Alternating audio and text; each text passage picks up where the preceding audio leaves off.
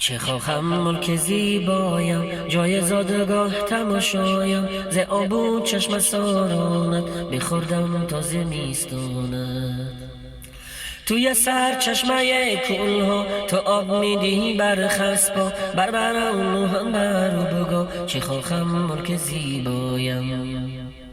چی خوشبوی میوه ها داری، چی خوش آب و هوا داری، خلقی مهمان نواز داری، چه خواهم ملک زیبایم. بلندترین درخت داری، بر سه طرف تو ره داری، زربونی اشان داری، حلیمی چمپیون داری. یک گروه قاق فرش داری، گروهی حل فرش داری، گروهی اشانا داری، گروهی بلرسا داری.